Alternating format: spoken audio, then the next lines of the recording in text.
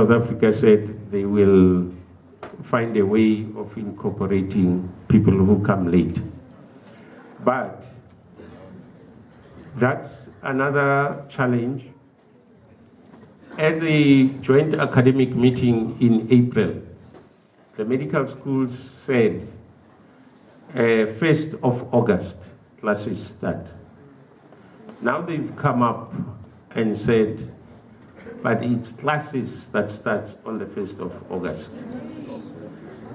People must be at the school before so that they know where is the Commodore, they get the library card, they know where, transport, aula, so that on the 1st, you are still not running around trying to get your access card. You have everything, you know where everything is. UCT had said 30th of July, 3 days for you to be orientated, and by the 1st you'll start. All the other medical schools are saying the 23rd of July. People will have to be there so that they can be orientated and you know where, so that the 1st of August, you are still not trying to find out where do I wait for the bus that takes me to that hospital or to that clinic. You know where you are supposed to be. Now, this is a bit problematic, what the medical schools are coming up with, because they never presented this in April. And these are the little things that make Cubans not happy with their relationship. And and they end up not being very cooperative when like now we need who is going to go on Mundial so that we don't have those people in the list for departures. There's, venga mañana. So I think part of the problem is precisely that South African medical schools change all the time and come with new things which were not there when the discussions.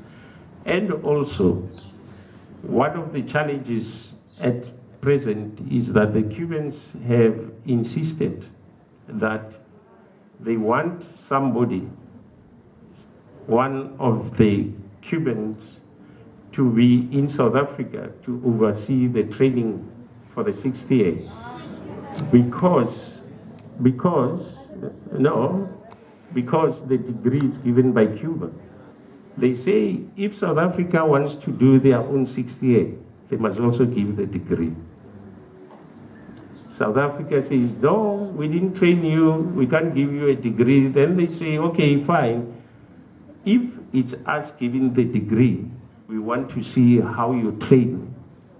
We can't, you can't go to a market and buy a pig in a black bag and hope you've bought a pig.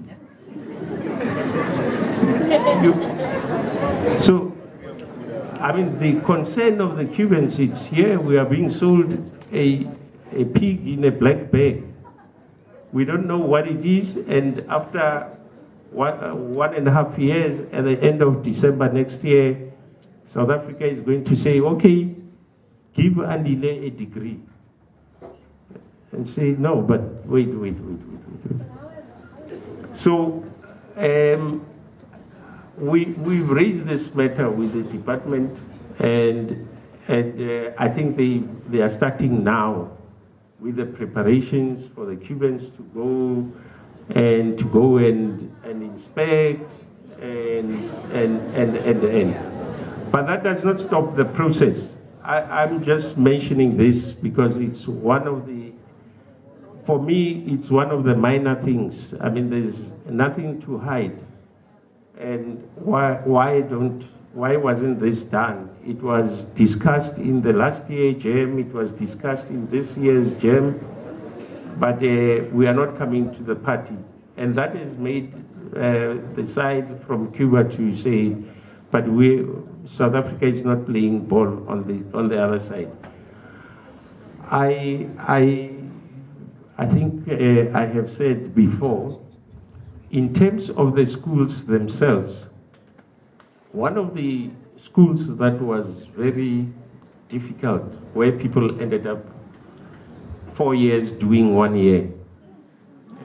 You leave people in third year here, and you graduate with them in sixth, was UCT.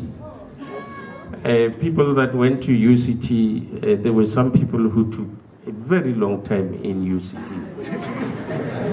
But